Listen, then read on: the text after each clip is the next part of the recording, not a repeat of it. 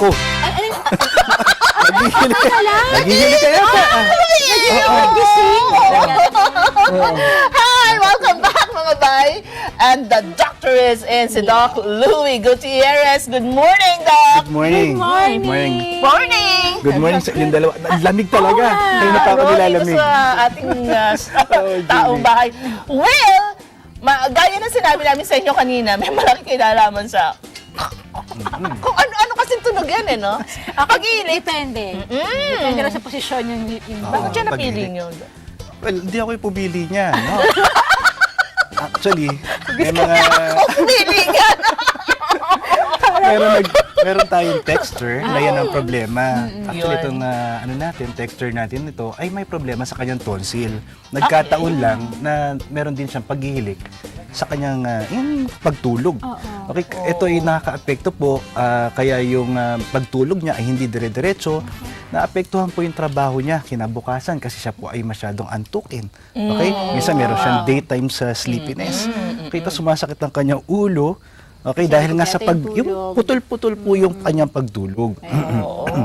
Tsaka hirap nang may kasama pagka Naghihilik, oo. Totoo yan, pati ikaw hindi ka makatulog. Damay-damay nga, sabi nga natin kanina. Pero syempre, uunahin natin yung sakit na tinatawag na tonsillitis. No? Ano nga ba itong tonsillitis? Ang tonsillitis po, ay ulit-ulit natin sinasabi, ito po ay pamamaga ng ating tonsils. No? Okay. Iba yung pamamaga ng lalamunan. No? Yung tonsils po, makikita natin dun sa likod na bahagi ng ating dila. Nasa lateral portion, ibig sabihin, nasa may gilid. Okay, dalawa po ito na parang pabilog. Okay? Usually po ito ay hindi nakikita, pero kapag po meron po itong pamamaga, dulot ng mga infeksyon, ito po ay unti-unting naglalakihan. Kapag po ito ay lumaki, maaari po itong mag-cause ng pagbabara sa lalamunan. Ang mga causes nga po nitong ang tonsillitis ay maaring bacterial or viral infections. Mali yung sinasabi ng iba sa atin na may tonsils ka ba? Meron talaga. Pero hindi yung sakit. Tonsillitis pag yung pamamaga. Mabuti niliwanag mo yan. Kasi may tonsils ako Parang gano'n sa Lahat tayo may tonsils. Opo, mga abay ha. Totoo ba, Doc, na kapag ka mahilig kang kumain ng malalamig, ice cream, uminom ng mga malalamig na, basta't malamig, mamamaga ang lalo. Tulad nga po ng aking nabanggit kanina, ang tonsillitis po ay dulot ng mga mikrobyo. No? Ito ay maaaring bacterial or viral. Ito ay infection. Okay. Kapag po ganyan na, kunwari, dulot ng mga tsokolate, matatamis, yan, or kaya yung pagbabago-bago ng panahon, klema, nakakaroon po ng pamamaga dahil nai-irritate po ang lalamunan. Iba po yun. Dahil sa iritasyon. Iritasyon. Ngayon, ito po ay kung patuloy yung iritasyon, maaaring maapekto na yung tonsil, magkakaroon ng inflamasyon, lalaki rin po ito. Ayun. Doon sa tanong, natatandaan ko, yung tanong ng ating abay, na kapag daw hindi daw nagamot, Doc, yung problema niya sa lalamunan, baka maapektuhan yung puso, maapektuhan yung kidney. Mga internal organs pa. Totoo po ba yun? Karaniwan po kasi, ang mga sabi sa ibang pag-aaral, 20% ng pharyngitis o itong mga tonsillitis ito, ay dulot ng bakterya tinatawag na beta hemolytic streptococcus. Ang haba.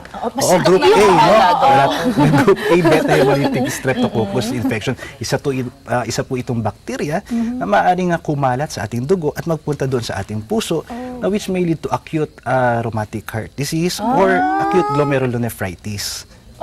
Kaya naapektuhan po, sinasabi nila, ang puso at ang kidneys. Automatic ba yan, Dok, na pag kunyari sumakit yung lalamunan, tonsillitis? Hindi po. May mga po tayo, panuntunan para masabi nating tonsillitis. Ayan, sige. Ano po ba yan? Ayan, nakikita natin Ayan. sa screen. Sige. So, unang-una, syempre yung soreness of throat. Okay? Pamamaga. Pamamaga na lalamunan. Ito po ay nagdudulot ng paghirap paglunok. Sa paglunok, yung dysphagia. Okay, At saka yung masakit lumunok o dinophagia. Minsan nagkakaroon din po ng lagnat. Yan, mga 38.3 degrees Celsius, no? So medyo may kataasan to. Okay? Tapos nagkakaroon po ng mga paglaki at pananakit ng mga kula-kulani dito sa kaya kinakapayan ng inyong mga doktor, yung kulani kasi ito ay senyales na mayroong infeksyon. Nagkakaroon din po ng mga tinatawag na tonsillar exudates. Ito po yung mga puti-puti na makikita nyo. Saan kasi makita ito ay doon po sa may tonsils, so tonsillar area. Ito po kasi ay mga abscess formation o nana. Okay, tapos syempre, gumagawa Okay. rin po ng mga examinasyon ng mga doktor. Isa dito yung tinatawag na throat swab para makita natin kung positive ba sila dito sa tinatawag na beta hemolytic streptococcal infection. Pagka pala, binukayito natin, Oo, yung yung tonsil lalamunan. natin. Pagka may mga parang patsi-patsi ng puti, Opo. yun na yun po. Depende po. Oh. Meron nga din po nagtanong sa atin, no, na meron daw sila nakitang puti-puti, para daw gabigas, no, parang butil ng bigas. At kapag daw po kanilang kinuha, medyo matigas Matigas, ito at opo. may amoy. Ang tawag naman natin dito ay tonsillitis. Okay? So ito ay tonsillitis, mga nana din to doon sa loob ng tonsils, Nanabuo? no, Ganun po nagkukos ng infection doon sa area. At kapag may tonsillitis, ano, dapat antibiotic. Well, Ganun. syempre, Oo. maganda hindi, sabi nga natin, di ba, ang tonsillitis ay pwedeng dulot ng viral. Or Kapag bacteria. viral, spontaneously, mawawala yan. Okay. So, kailangan hydration lang, okay, pahinga, kaya na yan. Pero kapag bacterial infection po ito, kailangan po natin magpasuri sa doktor, no, para mabigyan tayo ng tamang gamot, lalo-lalo na yung antibiotiko. Tapos may mga adjunctive din tayo dyan, paggagamot, tulad ng, syempre, bed rest, okay, pag-inom na maraming tubig, okay, minsan pwede kayong mag-take na mga analgesics, no, para kasi masakit Sakit, yan eh. opo. Oo, pwede rin yung mga mouthwash, yan, depende kung ano yung makakapag-alleviate ng symptoms, no, para hindi Dok, nabanggit nyo kasi yung kailangan hydrated tayo, Yes. di ba?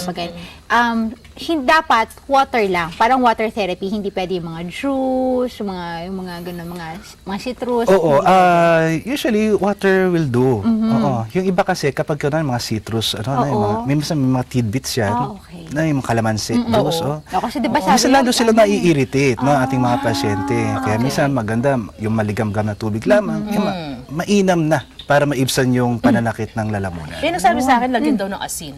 Pwede po, yun po yung Pwede. tinatawag natin na salay na mouthwash, no? Kasi kasi alam mo, sabi ng sa mga kasi natin, mga nakakatanda sa atin, no? Ang asin kasi meron para antibacterial property na rin yan. Kaya yun ang ginagamit nila ng mga unang panahon.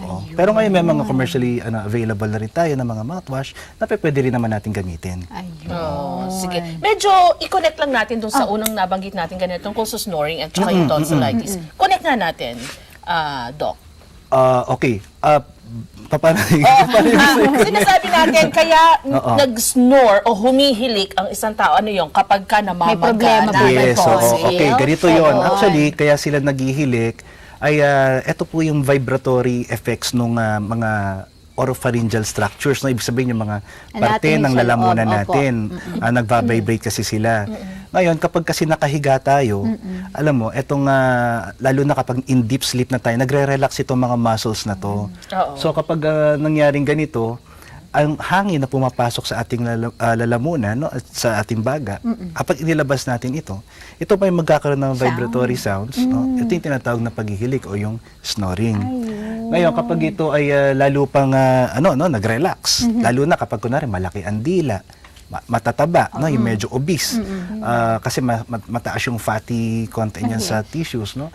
O kaya ito nga malaki ang tonsils, nagkakos ito ng obstruction dito sa airway natin. So, may nabablock. Nabablock siya, yun lang yun. Oo. Yun yung nagkukos. Yes, so kapag na-block yan, nagkakaroon po na minsan pagkahirap huminga. Ito yung tinatawag na obstructive sleep apnea. Lalo na kapag ang paghinga ay tumitigil na mga Delikado 10 to more than 10 seconds. Oo. Delikado talaga kasi ito ay pwede mag-lead nga po sa interrupted sleep. Okay, ibig sabihin paputol-putol na pagtulog. Maapektuhan din itong pasyente kinabukasan kasi inaantok siya. Oo. Oo. naman. Tsaka dry na dry yung lalamunan. Dryness ng throat at saka syempre, maaari itong ikamatay. No, kaya nga 'di ba kapag naghihilik gising. Tama. Oo, kasi yun nga. Oo, yung iba, pag may katabing naghihilik, nagtatakip pa ng tenga, dapat pala ginigising. Huwag ka magtakip ng tenga. Dapat ginigising yung mga katabi. Pero naman kung may sama ka ng loob sa kanya. Pero Doc, may tawag doon sa operasyon sa tonsil. no? Opo, ito ay Ano yung tinatawag tawag? natin na tonsillectomy. Okay, ang tonsillectomy naman po ay pagtanggal dito sa dalawang tonsillar Tonsils, tissues opo. nga na to. Maraming paraan, no? Edi yung traditional method na pag-opera, gamit tayo ng mga tonsillar sets, no? Pwede rin yung mga coblation, okay? Or electrocautery. At meron na rin tayong laser tonsillectomy. Pero Doc, by grade ba yun? Ibig sabihin, lahat ba ng, for example, na-diagnose ka having tonsillitis, kailan siya Mga dapat, indikasyon. ano indikasyon, kailan siya dapat na operahan? Well, ang as mga indikasyon nito ay yung adenotonsillar hypertrophy nga. Ibig sabihin, lumalaki yung tonsil na magkukos ng obstructive sleep apnea, obstruction do sa oropharyngeal airway. Kapag po nagko-consider din tayo ng, let's say, mga yung cancer, no, malignancies, o kaya mga hemorrhagic tonsils, ito po ay tinatanggal. Lalo na kapag kunwari, minsan recurrent yung pagkakaroon ng ng tonsillitis. Doc, may question. Kasi Opo. di pa sabi nila, meron din, naririnig ko lang naman, kapag daw po natanggal na yung tonsils, kapag nag-undergo ng tonsils, medyo mas sakitin. Does it have Kasi something po, ang to do sabi with nga that? po ng mga matatanda, ito po nga, Mga matatanda hindi naman ako talaga. tumingin sa'yo. Hindi naman ako tumingin sa'yo. Sige, napansin niya naman. Oo. Sige.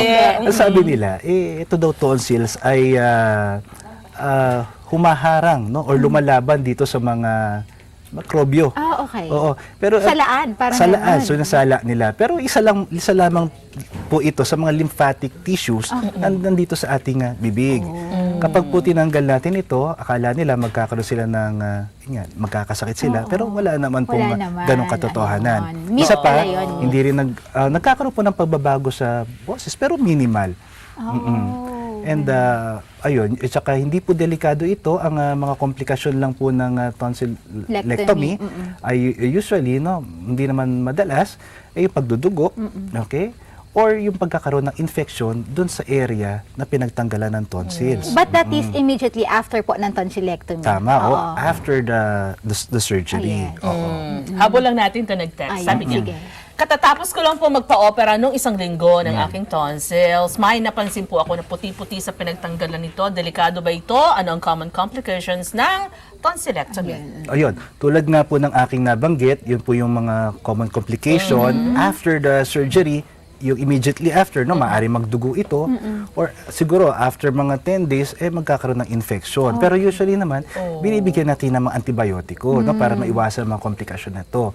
Ngayon po, yung puti-puti na nakita niya, maaari po itong tinatawag nating granulation tissue. Ano po ba ito? Ito po yung panibagong mucosa, no, o yung balat Membrane, na ayan, tumutubo doon, no, sa area na yon. Ito po ay maghihilom at later on, after mga, let's say, mga one month, ganyan, no, ito po ay magiging kulay pink na din, no? Parang So parang napalitan lang yes, so po. fleshy mucosa. Yes. Nag-regenerate. Kaya wag nila tatanggalin ito kasi para siyang Oo, langib, baka di ba? yes. Kapag yung mga alam Sa niyo, mga sugat. langib ba yan kapag tinanggal yung maaaring dumugo. Correct. Oo, ayan. Doc, hindi ba meron kasing tayo din, ang dami ko Oo, mga sige, naririnig sige, kasi sa oo, mga sige. yung mga Hindi ka rin chismosa.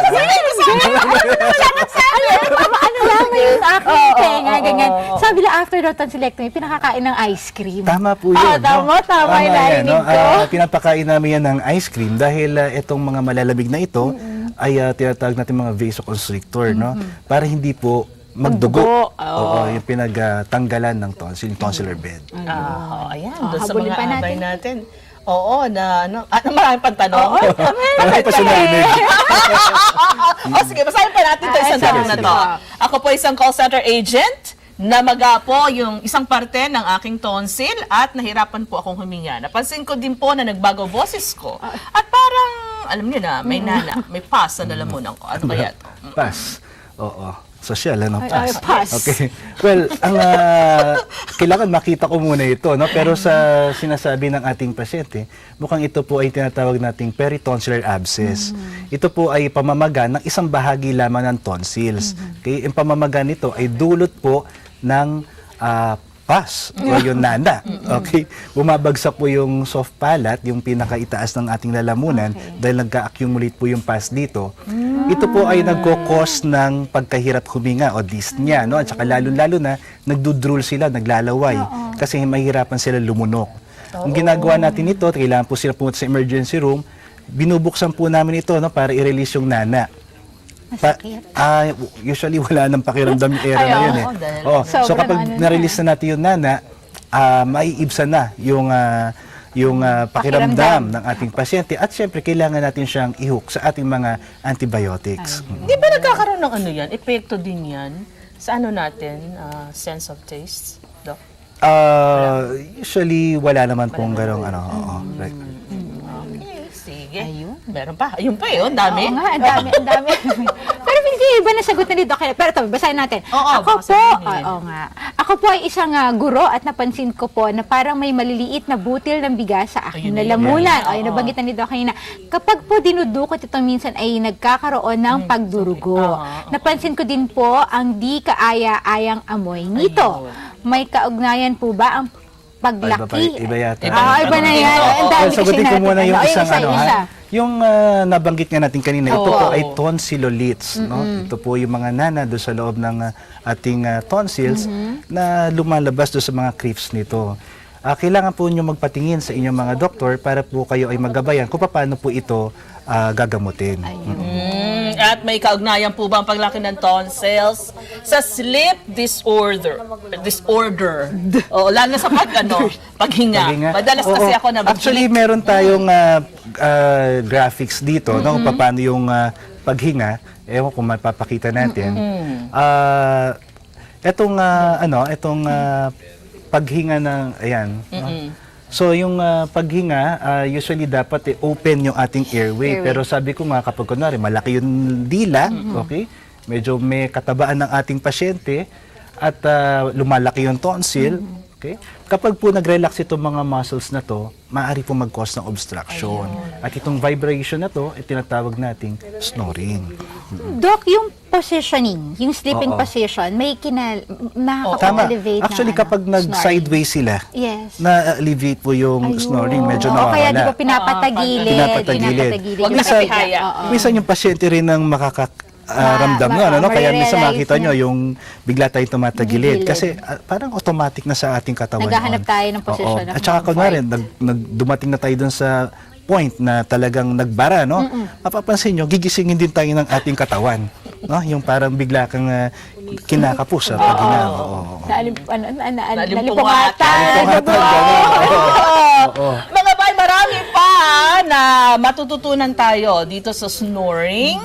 At syempre, mga bay, doon sa tonsillitis na tinalakay, pwede pang mapag-usapan yan ni na Doc. Yan sa pagbabalik with Abay Maylin. At sino yung kasama pa, Doc? Ito po ay si Miss Anne Aurelia, no? Siya po ay isang registered nurse at siya po ay nagkaroon ng history ng tonsillitis, no? Oh, ayun. O mga bay. Actual patient pala ito. Oo, kaya makikita nyo. Ano ba gagawin ni mamaya ni excited RM? akong makita dun Gusto sa mo gawin natin yung tonsillectomy dito? Kasi mga bay ha, tutok lang kayo, babalik agad kami, dyan lang kayo, okay?